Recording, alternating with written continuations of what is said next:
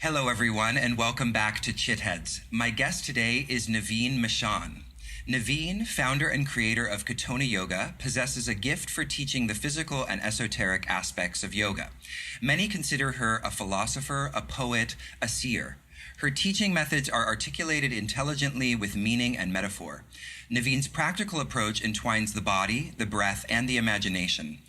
Her unique dialogue and insight is matched by her extraordinary ability to convey and communicate her keen acumen.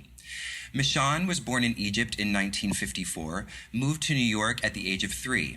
In her early 20s, while studying history and comparative religion at Vassar College, she discovered meditation. Nevine understood that there is a function, or functions, a formality and a fit to the universe, and that yoga is a tool, a technique, a practice with repetition, which gives us the opportunity to participate in life intelligently and joyfully. Nevine started a daily practice in New York City with renowned yoga instructor Alan Bateman in the 1970s. She became fully immersed in what would become her life's work. She began teaching yoga in 1980 and founded the Katona Yoga Center in Katona, New York in 1986. Nevine continues to teach in her studio in Bedford Hills, New York, and to inspire those both near and far of all ages and backgrounds. So with that, thank you so much, Nevine, for joining me. Oh, thank you. So nice to see you.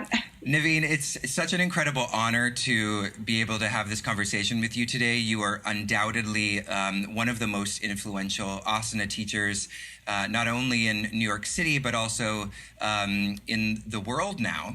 So I would love to just start by hearing a little bit about how you got there. Obviously, you've been doing this for some 40 years. Can you take us a little bit on that journey of your own evolution as a teacher?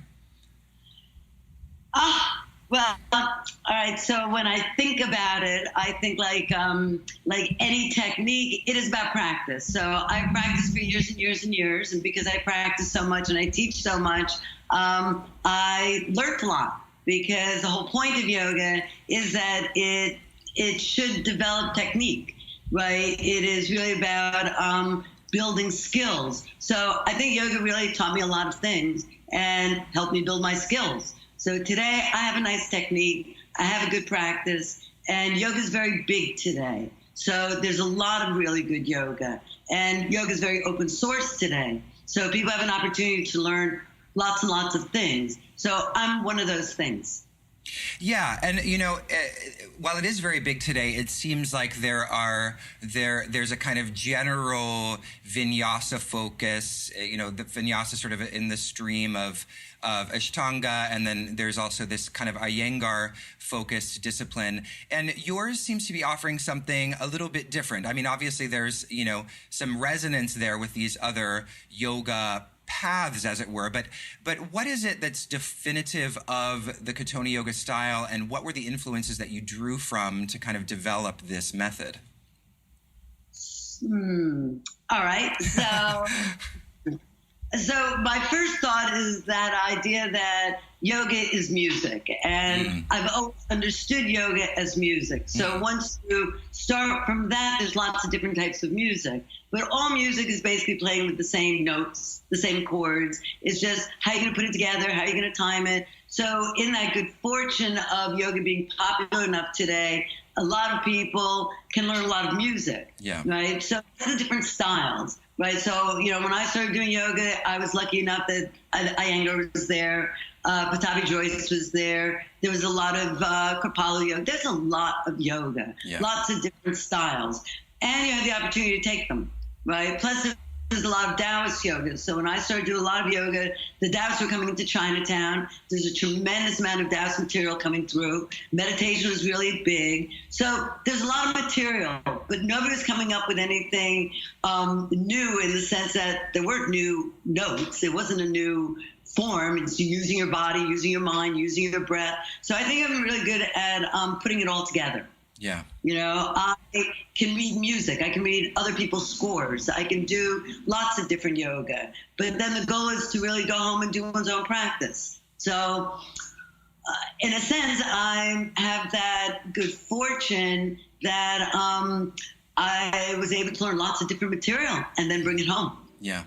I mean, obviously, one of the defining features, I think, of you as a teacher is that you are very clearly an intuitive and also perhaps a mystic. And but you draw a lot of vocabulary, which is, as you say, this kind of Daoist yoga vocabulary. And you don't see that a lot. And I'm wondering, do you have any thoughts on why the Daoist kind of vocabulary or framework has been kind of less popular than, for example, maybe the more popular Hindu framework or the Indian kind of vocabulary?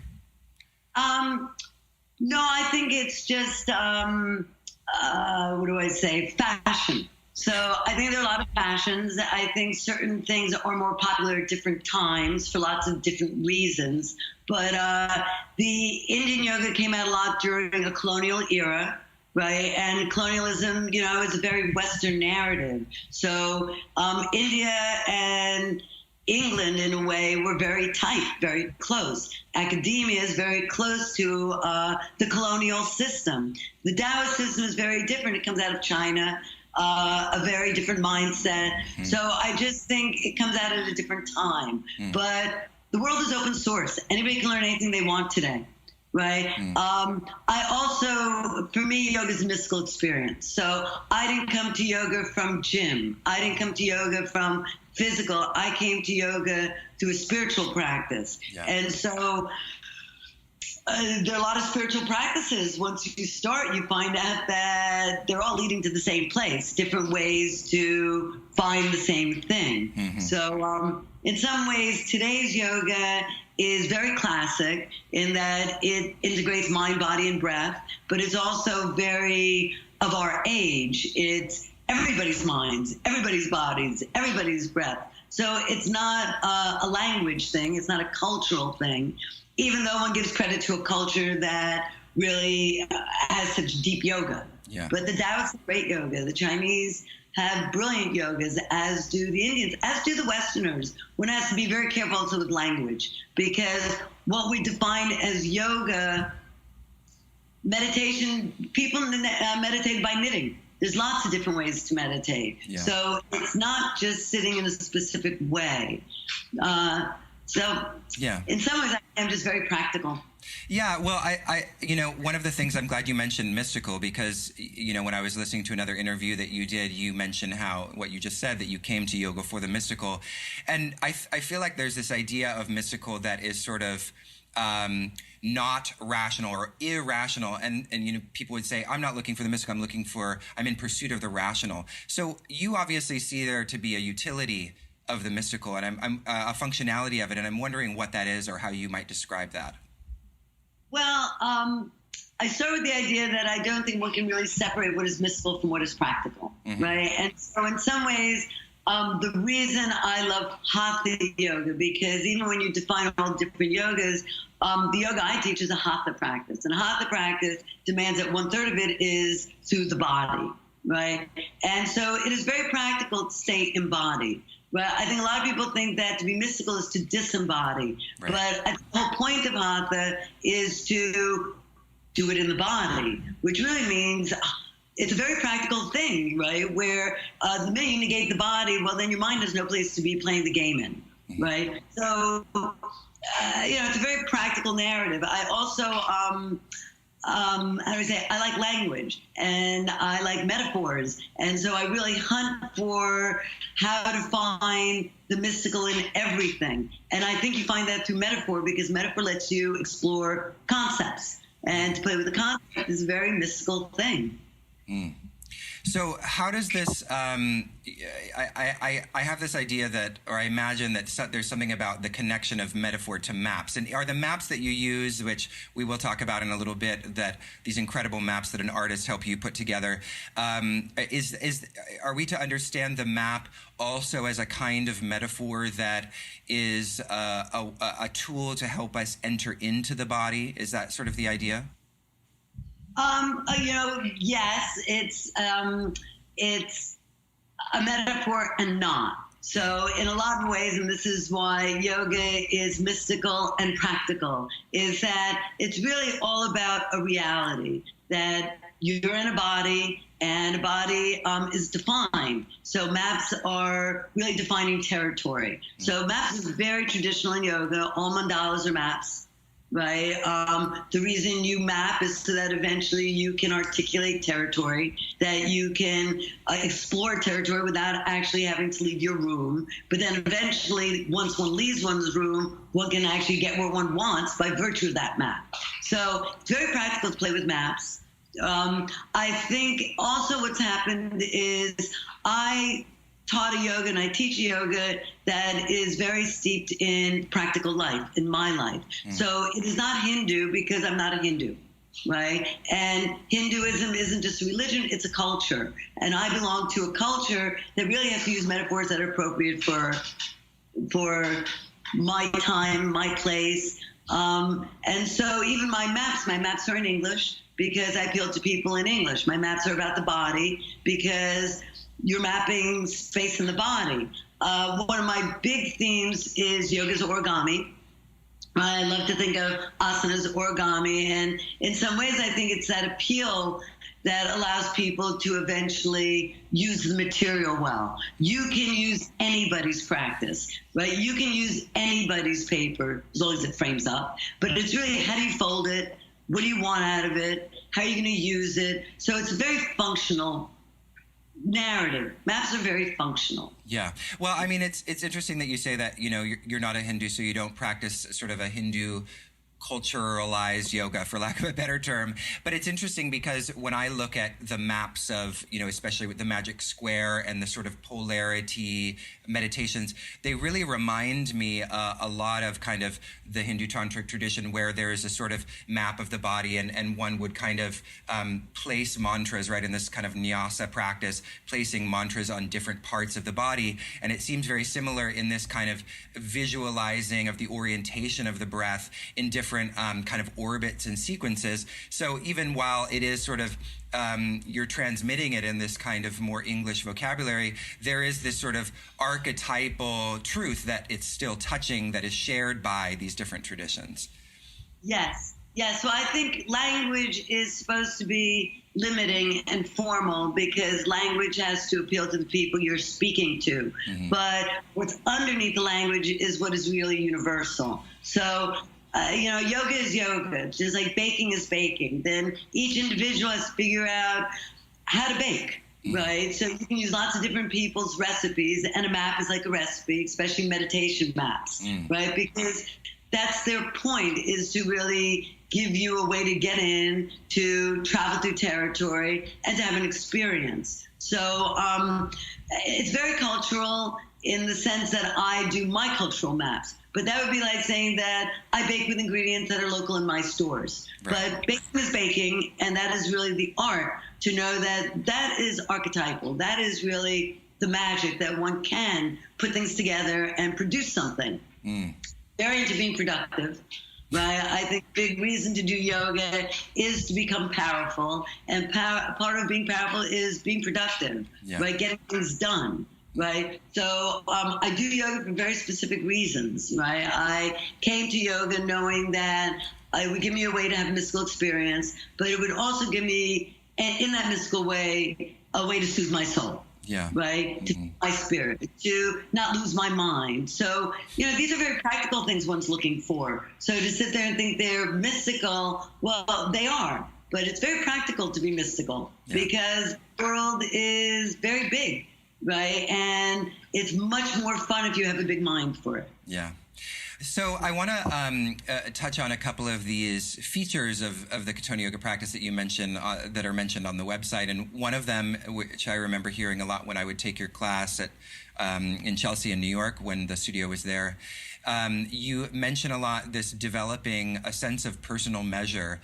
And I wonder what that means and how would one might contrast that with, you know, a yoga that is not in the service of that.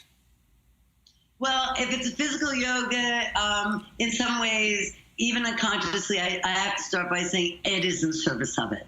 That the universe is proportional, the universe has pattern, the universe measures up. Things fit things are designed well, and that is the awe. So I do physical yoga because it allows me to participate in the awe, to know that the arch of your foot is designed to fit the arch of your neck like a hand in a glove. To me, it's pretty awesome to know that the universe is designed so well that not only do you fit yourself, like, you know, you can fit your right hand in your left hand, but also deeper fits of yourself. Your eyeball fits your eye socket. Your tongue fits your mouth. Your speech fits your thinking, right? There's such a deep fitting in the whole thing that the universe is so functional. So to me, that is so awesome. Yeah. So it's the fact that there's patterns in nature.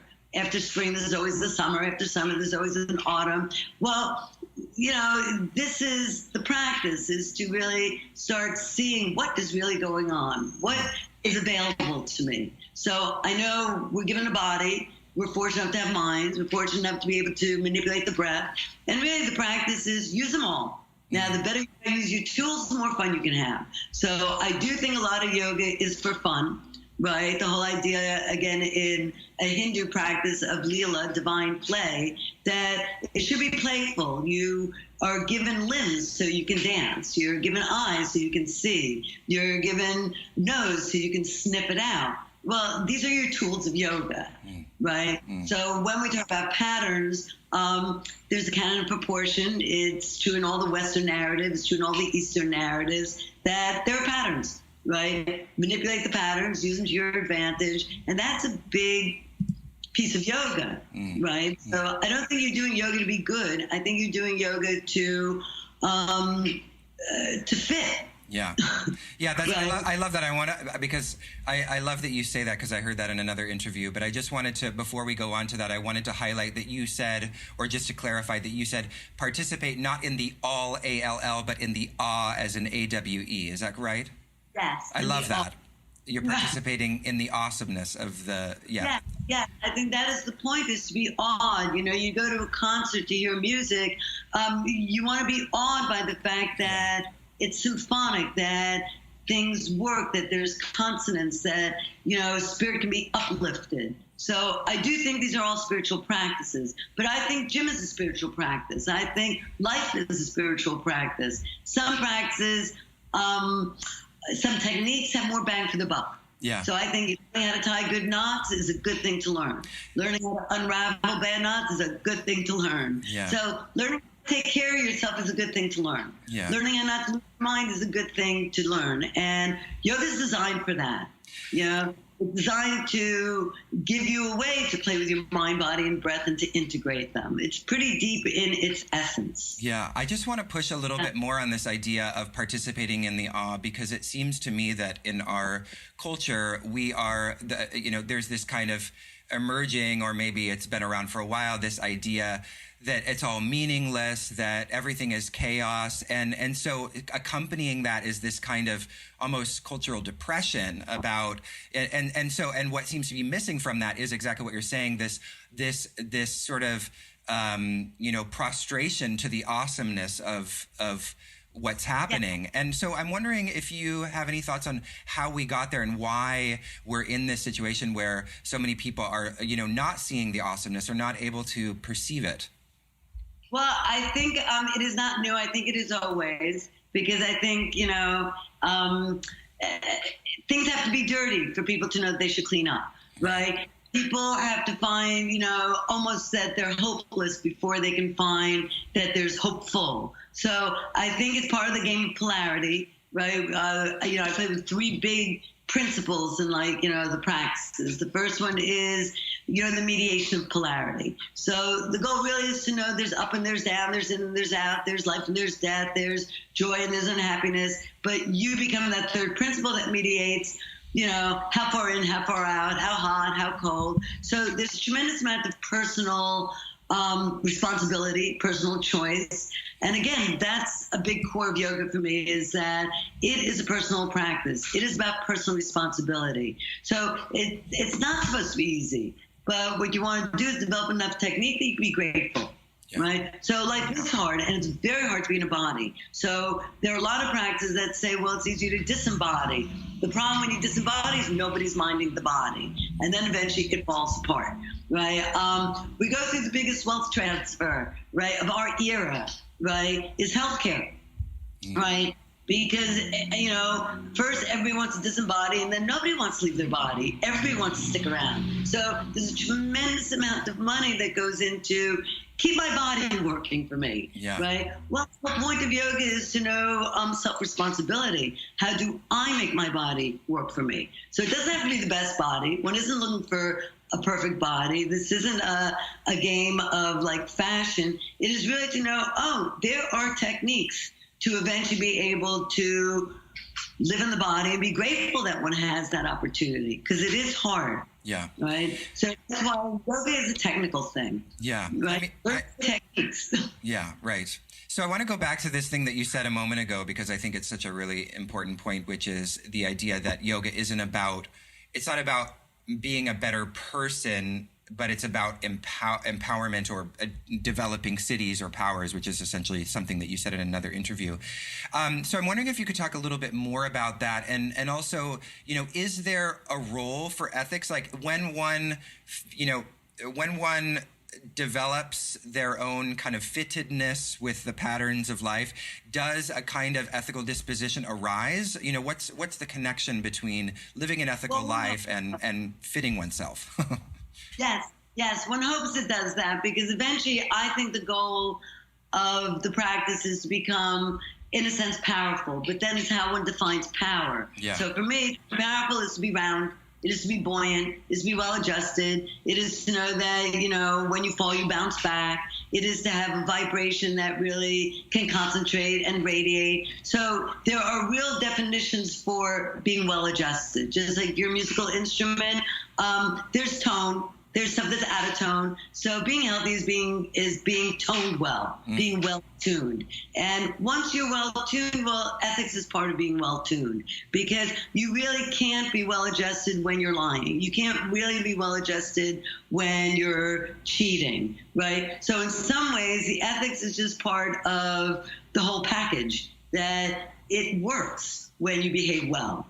It works when you're self-responsible. You have a better chance that your cup will hold water if you know how to fold your corners properly. So it's very technical to behave well. On the other hand, you get a lot of joy through behaving well, because life is chemical and joy has a very specific chemistry, right? So you don't have to have a perfect body. You can have a lot of things going on, but you get a lot of joy if you're self-responsible, if you take care of what you're supposed to take care of, if you show up when you're supposed to show up. So for all those things, there's a lot of sort of like backstory. To show up at the right time, you have to know how to read a clock, or you have to know how to read the stars, right? To show up at the right time, you have to remember that you made plans. So for that, you have to have enough air in your brain so that you can remember things. So in some ways, everything adds everything else up. To make a good cake, you have to do all these things. That's why one of the jokes is really, to get anything, you have to do everything. Behave well, you have to think well, you have to clean up well. The big siddhas for me are not, can you fly, right? It is really, can you hear? Can you see? So they have to be practical enough that they're doable, right? Then to make them a siddha, to make it a real power, you have to do them so well that you make them awesome. Yeah. So back to being awesome, right? To really smell the situation is a very profound power, right? To really see what is being, what's being presented, and see what's not being presented, right? So to become more powerful is really to develop the mind, the body, and the breath to work together to maintain your integrity. I think everybody should be self-responsible to some degree. I mean, that is Oh, Yeah, right. So, you already mentioned these three principles of esoteric dialogue that inform the Katona Yoga practice, but I wanted to sort of walk through them and maybe have you say a few words. So, all polarities are mediated by Trinity. Now, does that mean that sort of, the in and the out, the yin and the yang, that the mediating third is us? Or what exactly does it mean to be mediated by Trinity? So what that really means, in a sense, is great nature, in some ways, offers you the big polarities, right? Because great nature is not personal, right? And mediation is very personal. Right. So great nature is, in some ways, the character of polarity. So you always know if there's winter, there's the summer. If there's an in, there's an out. There's life, there's death. So in the game of polarity, in a sense, there's no personal investment or commitment. Yeah. Trinity puts another element in there, which is you dealing with the hot and the cold, you dealing with your youth and your old age, you dealing with the inside of the house and the outside of the house. So the minute you put a third principle in there, it's no longer just how great nature mediates the big game, it's how you play in that big game, how you make your choices in it. So I think to be powerful is really to have choice, right? To have choice, you have to know numerous things so that you really do have a choice. That's why even in a yoga practice, when you know how to do lots of different asanas and you know what different things do for you, well, then all of a sudden you start having choice. Well, in this situation, maybe I need this asana. In that situation, maybe I'll use that. Well, these are your tools. Tools don't build the building. You build the building, but you build the building using tools, right? The better you know how to use your tools, the better chance you're going to build a good building. Right? To build a good building also is, you can translate into ethics, right? To build a good narrative, to build a good story, to, be virtuous. Eventually, it adds up, it'll hold up. If it doesn't add up, eventually it won't sustain. Well, the game is to have sustenance, to be able to be sustained. So in some ways, it's all food for the mind, the body, the breath, and how are you going to sustain in a wonderful way. Because if you do terrible things, you'll hurt others. Eventually, it will hurt you too. So not to say you only do it because eventually it's going to affect you, but you're also part of the whole. Yeah. So it's that responsibility for all of it. Yeah. So, you're talking about developing this kind of self-responsibility to know, what you need, in the context of practice we're talking about, or you were talking about just a moment ago. And this sort of brought to mind this, these other kind of formats of doing yoga that have sort of a set sequence that are in a certain sense kind of imposed to varying degrees on people from all walks of life, and sort of the body is supposed to fit that practice. Right. But I've always understood from your perspective that really the practice will change as you grow and evolve and get older. And so I guess I'm curious, are there any kind of general features of how the sorts of things that the body needs as one gets older, or is it really completely individual? Well, I'll frame it slightly differently. Okay. When I think about all these different yoga techniques and how they teach you to do yoga, I think that is like learning a language. When you decide to go to school, you have to learn the grammar. And when you learn the grammar, it is very rigid, it is very linear, and different teachers in different countries teach it different ways. But the goal really is to give you a very set structure that is very formal, that eventually is going to be your building blocks. But learning in school isn't the same thing as eventually being fluent in speaking a language, right? So for me, I expect that once somebody starts yoga, first they have to learn grammar. They have to learn someone's technique. And it really doesn't matter what technique you learn as long as it has virtue. It's like, it doesn't matter where you learn your French as long as it's really teaching you French, right? That you conjugate the verbs properly, that you have to really learn a certain base game.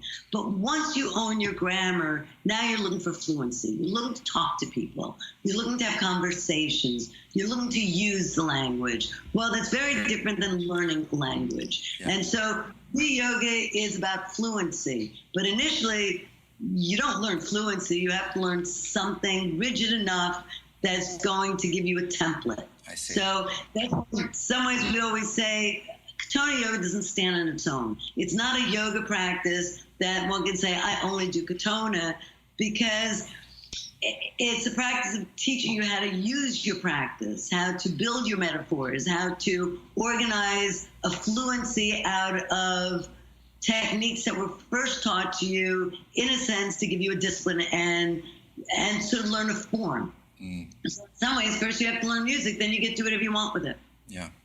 Yeah. I'm of the school of do what you want with it once you know how to do it. Right. Well, you realize that you're old and you need to backbend more because life is diminishing you. Well, then you have to change your practice for that.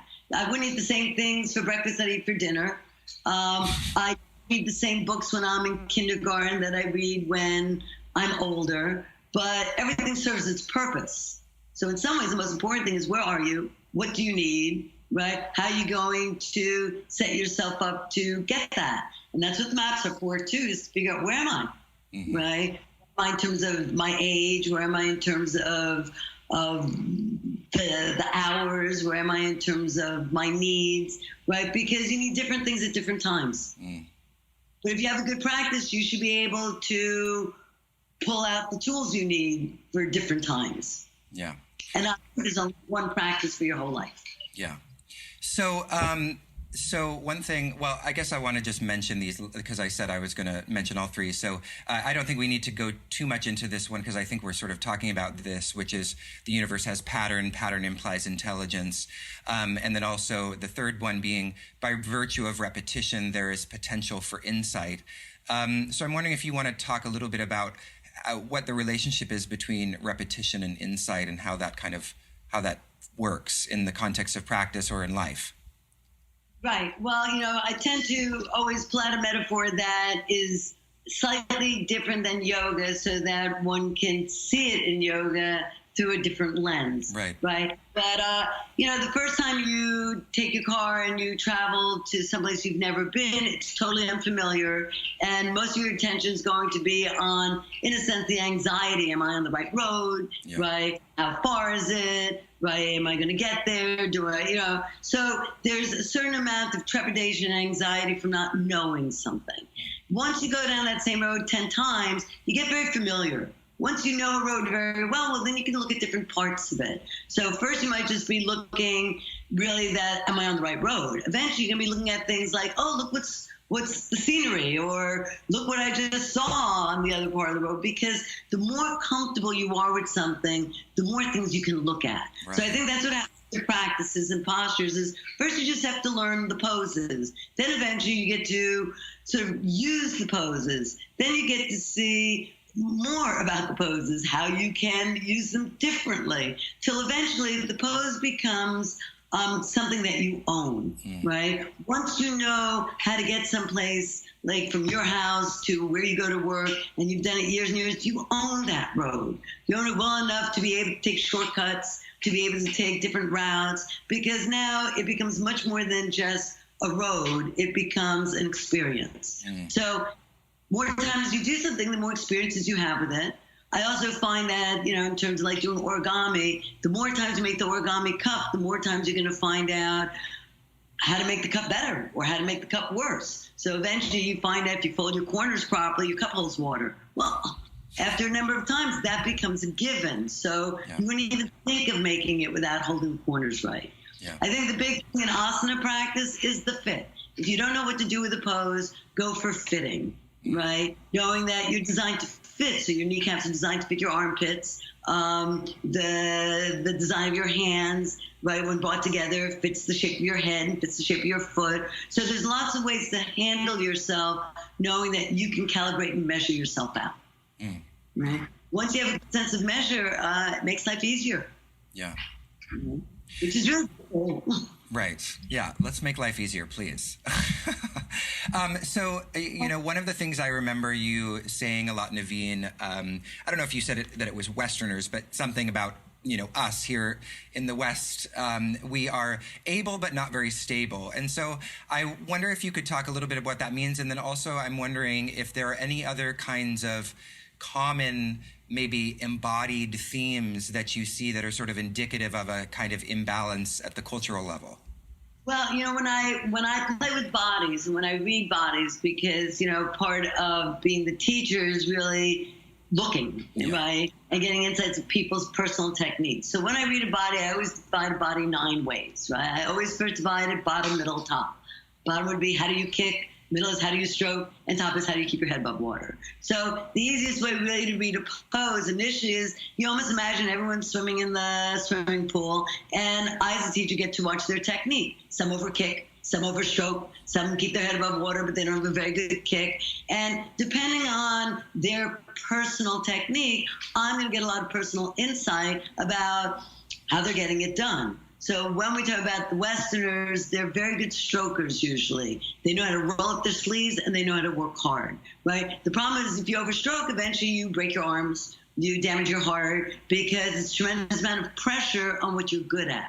Usually when you have someone who strokes too hard, we're always saying, learn to kick, right? So you take somebody who's a big stroker, you give them a kick for it and say, forget the stroke, but we'll learn to kick. Now, the reason to do that is not tell them don't stroke. It is to eventually bump up something that isn't as understood or done as well, so that eventually you can back off a little on where you work too hard.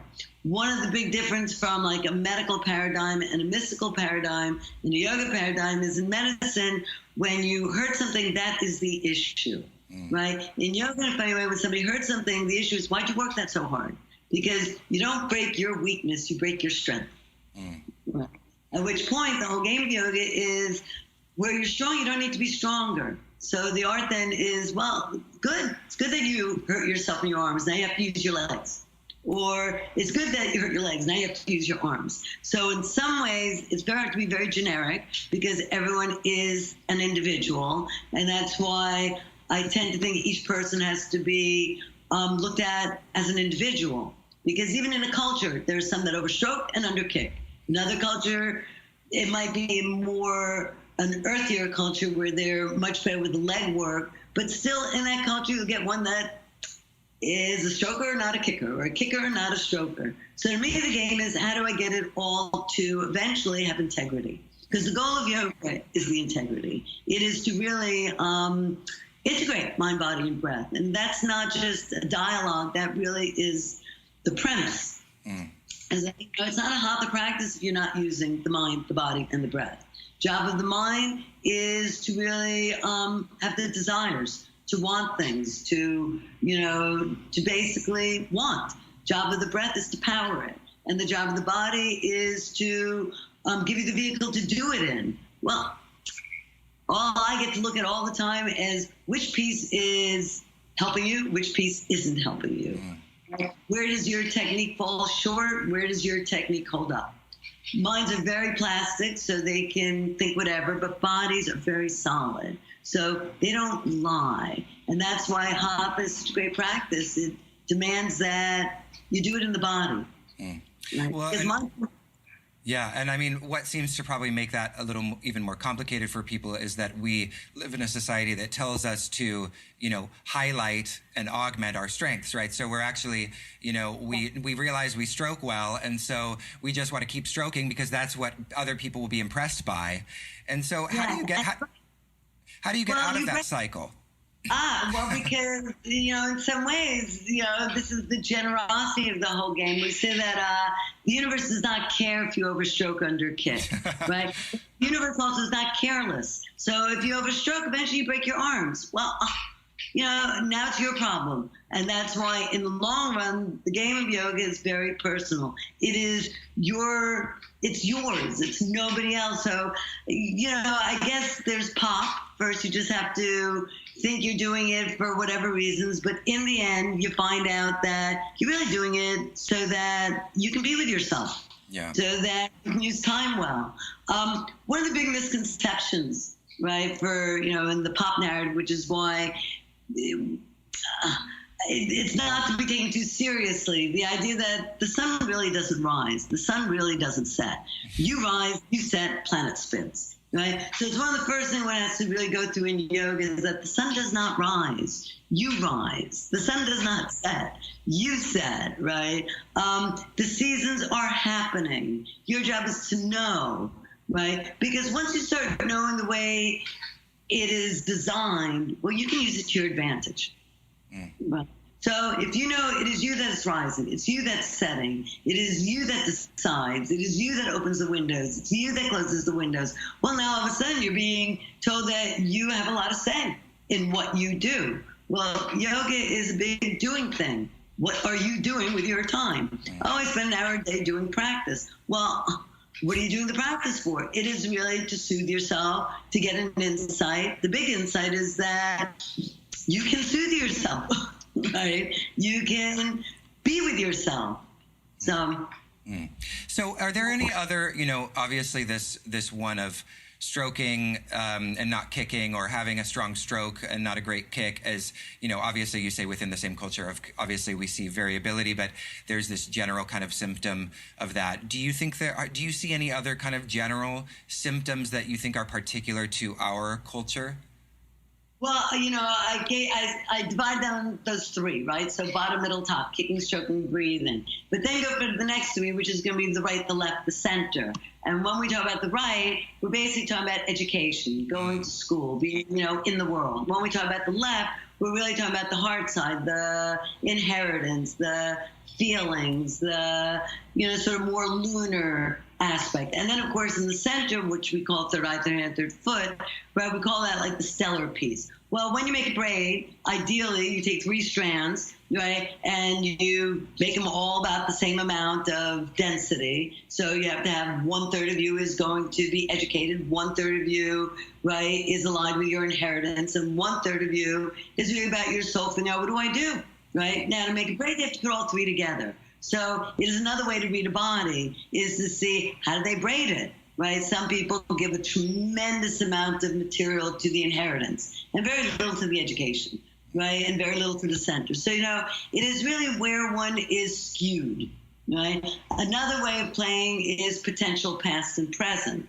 So potential is always what's in front of you, past is always what's behind you, and present is always what's in the middle in the moment. Right. Well, some people's past weigh on their presence. Some people's presence, sort of overwhelm their memories, right? So everybody really is doing their own version, right? So one can say culture, but this is where, again, the world is open source. And once you start seeing it as open source, you realize everyone's in the same boat. Everyone's got a bottom, a middle, a top. Everyone's got an inheritance. Everyone's got an education. Everyone has a piece of themselves that implicitly doesn't understand. Everyone's got a future, everyone's got a past, everyone's got a present. So in some ways, it is to really know that everyone is the same, because it's, a univision, a universe. It is not as cultural as people make.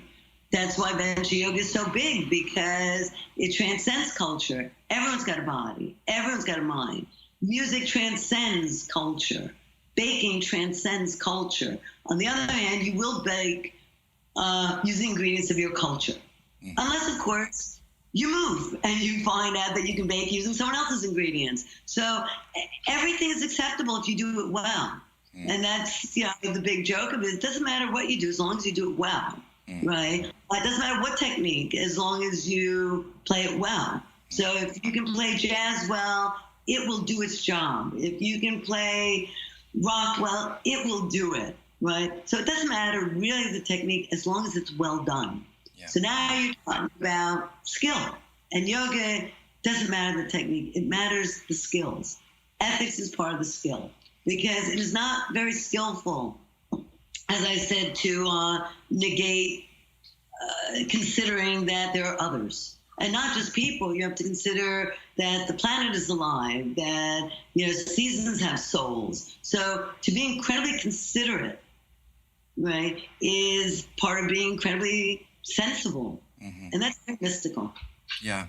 So one thing you said, which I really love, is this idea of, obviously we know third eye, right? This is very familiar to us, but third hand and third foot on these different planes that you're talking about. And so, I understand third eye is obviously this kind of another vision. So what is it that, that the third hand and the third foot govern?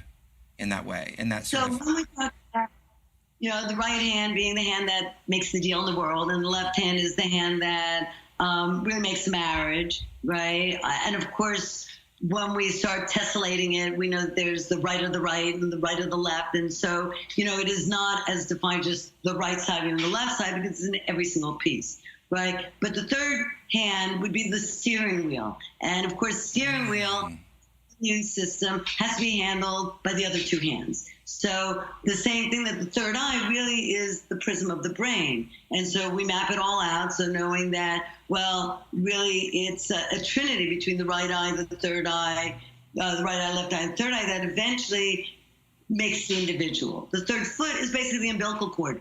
It's your ability to move water, to produce a baby, to fire up. So even though it doesn't look like a foot, it is.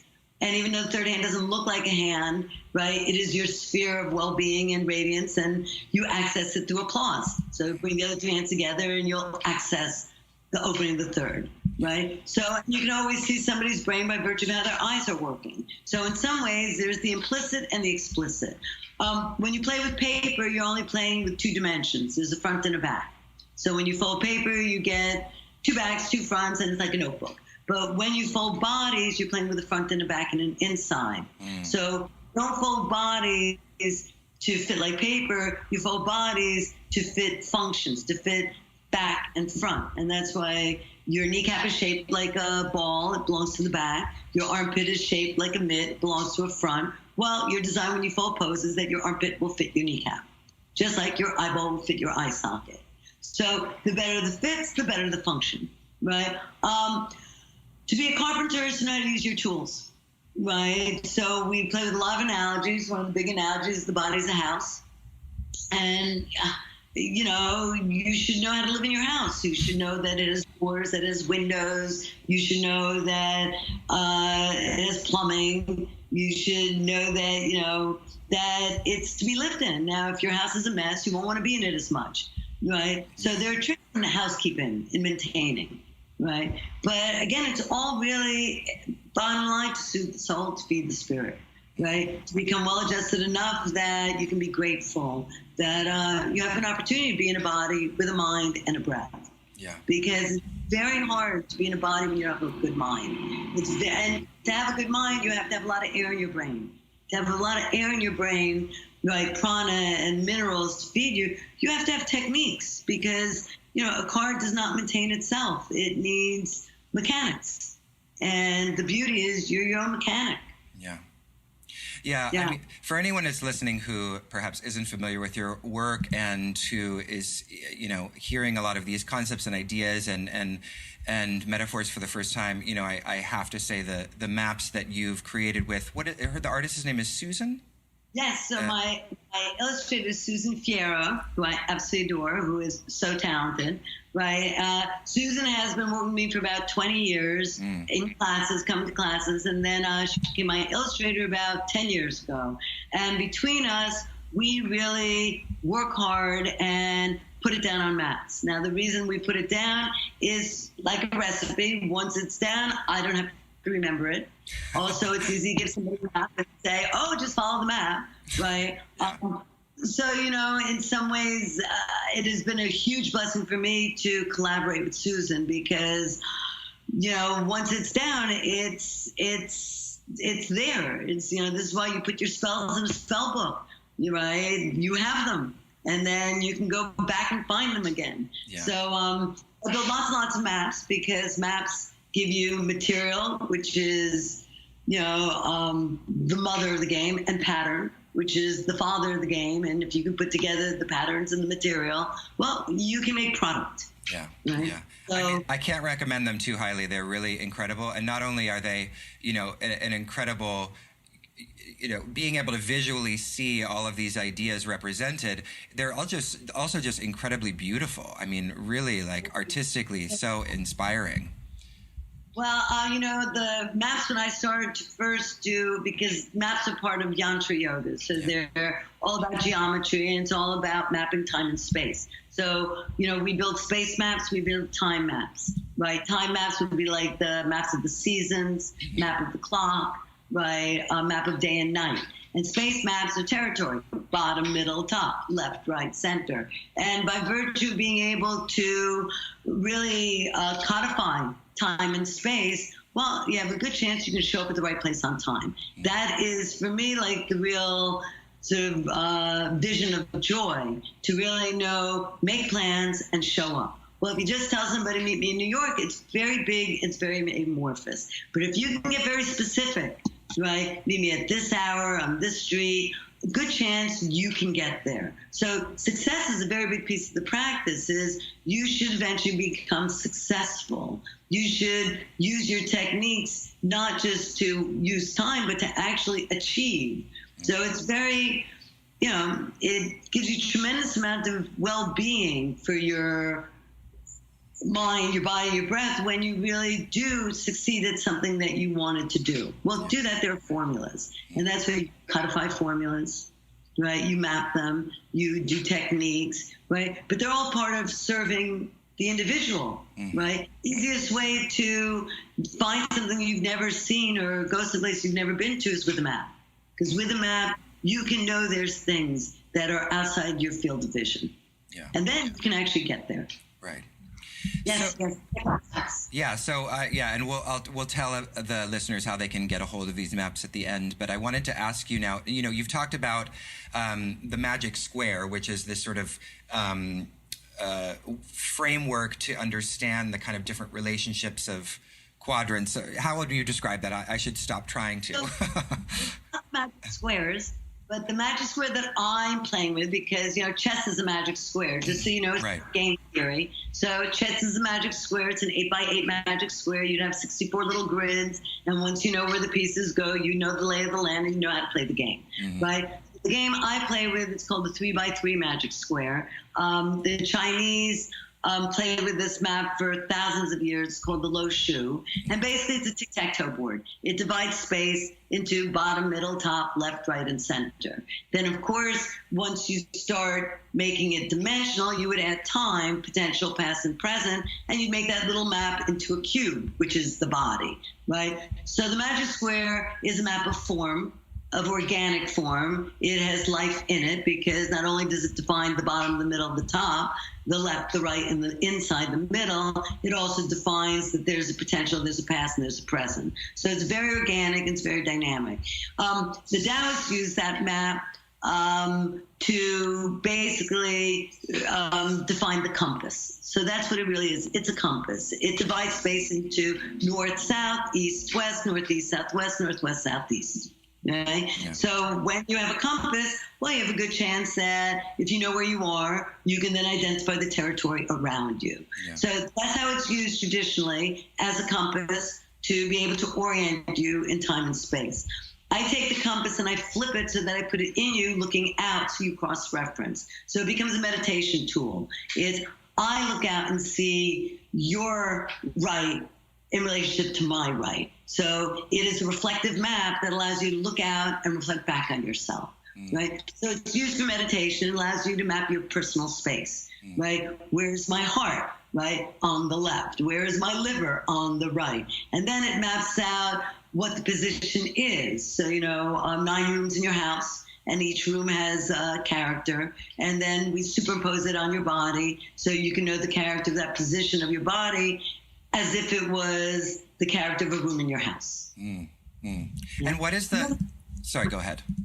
Oh, sorry. There's a lot of code in the Magic Square. These are math games, so I'll just say that very quickly, in that the language... Like, if you want to learn French, you go and take French lessons. But if you really want to speak the language of the spirit, you'd play with math, because math is universal language that really transcends the cultural. Yeah. Right? Mm-hmm. And that's why these are math games. All the magic constant is number 15, adds up to the symbol of Trinity. So there's tremendous amount of information coded in the math of it. I did not make it up. I just use it. Yeah, well, I wish these were the math games that we were playing in grade school, because they'd be a lot more fun. Yes, because once you understand why when things add up to 10, they give you polarity. why when things add up to 20, they frame out. Once you know that, then it becomes easier to play with these and understand, again, that they're practical. Yeah. They're to be used. Why use a level tool? Because eventually your painting will hang well.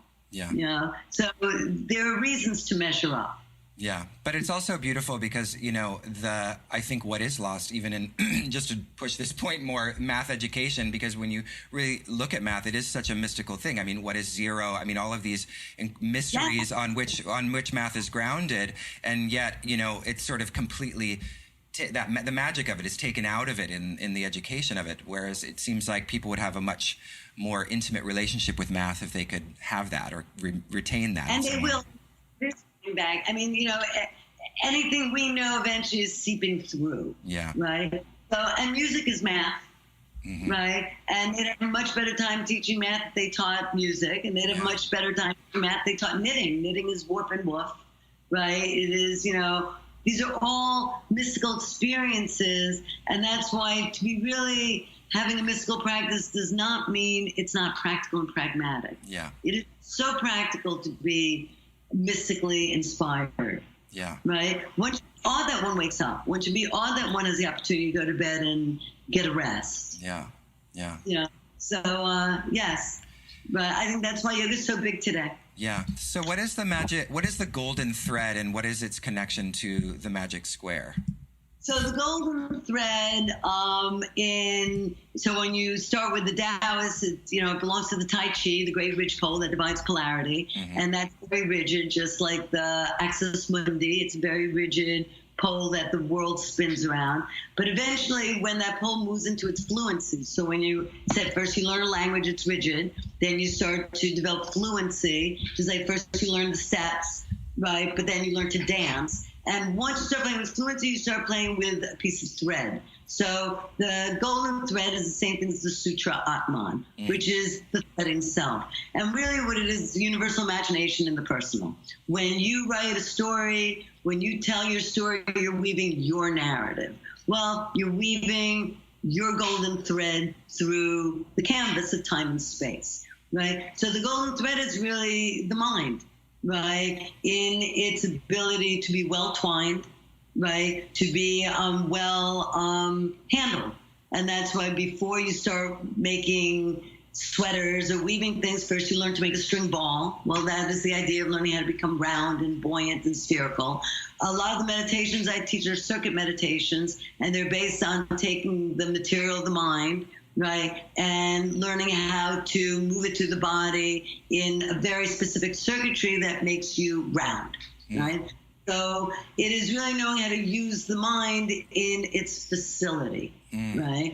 You weave a story, you're weaving it with the mind. Well, what you're using, it's the material, right, and it's a piece of thread. Yeah. Right. I'm very big in all Western narrative. This is why knitting, embroidering, sewing are very big tools of meditation in the Western narrative, right? So the same way we tend to think that meditation is Eastern, but it's not. It's universal, right? It's like baking is universal, just like singing is universal, right? If you've got a voice, eventually someone's going to sing, right? If you've got a mind, someone's going to weave a narrative, right? Weave a good one. Yeah. Yeah, I love that. I mean, it's so right about knitting. I've only knitted one scarf in my entire life, but I do remember it being just like one of the most meditative experiences. And it's purposeful. So it's meditating, and it's purposeful, and it's productive. And I think it's very important for people, if they're going to spend time doing things, that it's productive for them. Because the big defeat in life is not that people didn't work hard, it's that it wasn't efficient, it wasn't effective. And that's why also it's not enough to just knit. You have to learn technique. Once you have real technique, which is rigid, which is formal, which is instructed, once you own that, then by virtue of using your techniques, you should eventually be able to do more than just the technique. Right. You should be able to produce. Yeah, it's like the relationship between ballet and modern dance. Once you know the technique of ballet, you can create modern. You can do anything, and that's why eventually the most important thing is develop technique and use it. Yeah. Then what are you using it for? again, soothe your soul, to use time, to play with others. Well, these are mystical experiences. So I'm very into keeping the mystical very practical. Yeah. Right? And in my 24-hour day. Yeah. You know? Yeah.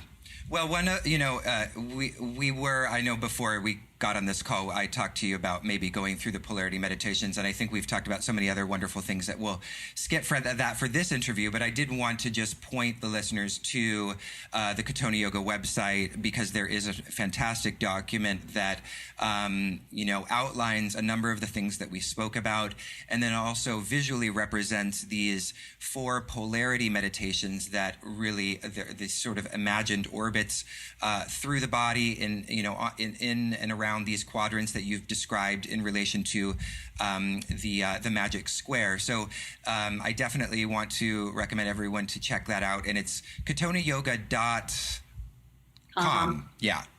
And so. Yeah. You'll find it. We're building a really nice library that really will have all our maps so they can be broken down. All the maps we do are tessellated, and they layer on each other. Yeah. So eventually all the maps talk about the same territory, the body, and your relationship with the greater body, which is of great nature around you. Yeah. So how to position yourself. Yeah. Now, one thing I did want to just end on a question is, because it's very obvious from the things we've talked about that this is really about functioning in nature, really at the end of the day, and fitting the patterns of the universe. And so I'm just wondering, what your thoughts are in terms of climate change, and obviously so many things are about the seasons, but what starts to happen, or what does Katona Yoga teach us in the face of a situation where the seasons are essentially changing, or the patterns of life that are shifting, at least on the planetary level? Right. Well, again, because yoga first starts with personal, right? Which is also how to save your soul when you don't have that much control in a lot of other places. Yeah. But you do have the control of manipulating your own breath. You do have the control of making sure that you take care of your environment. And that's why the first piece of practice is always you, right? And so first you clean up your own environment. I mean, for most people who are really worried so much about what's going on elsewhere, it really would help if first you just clean up behind yourself. Yeah. So first game is always self-responsibility. Clean up your own mess. Take care of your own garbage, right? Flush your own toilets, right? Make sure you know what you're saying, right? Be careful what you're listening to, because first you have to tend your own stuff. Then by vibration and concentration, you can be more effective with what goes on around you. Yeah. But it always starts with on the mat. It's one's own practice. Where are you? Is your weight in the heels of your feet? Well, then you're going to be digging in your past. Is your weight too far on the balls of your feet? Well, then you're going to trip into your future. Can you organize yourself so that you're mediating between moving forwards, moving back, right? Can you know how to use your senses? Can you put yourself in the middle of your circumstances? So in some ways, it's very hopeful, because if you handle your own mess, it will help. Now, if 60,000 people decide to do yoga, and really the yoga, rather than being a soldier and marching, was 60,000 people went outside and picked up garbage, right? That would be an impressive practice, and it would be helpful. So, it's much more practical and functional. To me, yoga is not about being a soldier. It is not militant. It's not about joining someone's army. It is really about being a musician, learning how to tune your own instrument, learning how to play to soothe your soul and others, and eventually be able to play not only with yourself, but with others. And that's orchestrate. When you're with other people, you're playing in the orchestra. So it's your job to know how to tune yourself, and pay attention. So you're being asked to use all the techniques that you learn on the mat to have a life. Yeah. Right? As opposed to thinking the world is terrible, but then being, in a sense, hopeless and helpless. Yeah. Wow. Well, that's a beautiful. I love that that ending on that note of orchestra, because it goes back to what we started with, was you mentioning yoga as music and playing with the notes, and I think the orchestra is such a beautiful metaphor for community, but also taking responsibility for your stuff as a way of augmenting the experience of community. Well, and it's beautiful when you go into a class and you see people have done their practice, they've done their work, and they play together. And that's why people do love congregating and playing together and doing vinyasa together, or doing it communally, because each one has to hold up their piece, because everyone is an individual, but then there's the greater whole, and then there's the greater whole. And so eventually it's where do you start? You start with you being the center of your circumference, but then eventually it's much bigger than oneself. Yeah. Yeah. Well, Nevine, this has been such an honor to chat with you today. This has been an incredibly inspiring conversation. I'm wondering if you have anything you'd like to share with the audience about anything that's coming up, any workshops or anything you'd like to mention? Well, we're doing tons of workshops because we're very proud right now to put out a lot of this material. Yeah. So the best for that is to go on our site and look, because, we try to really, we're trying very hard to be a good resource for lots of people who teach our material and move the material. And it's pretty out there in the world, so there's so many great teachers. Plus, we hope to have a nice library in-house that people can really go and find our resources, so they know what we do and what we play with. Yeah. I have products coming out, so by hopefully December, they will be out. You can find them on our website. Excellent. So I won't talk about that. Okay. Yes. All right. Well, yeah. So go to katoniyoga.com to see all of the resources. There are many videos, and as I mentioned, there's that wonderful meditation document that you can explore. Thank you so much, Nevine. It's been such a pleasure. Thank you so much, and I'll speak to you soon.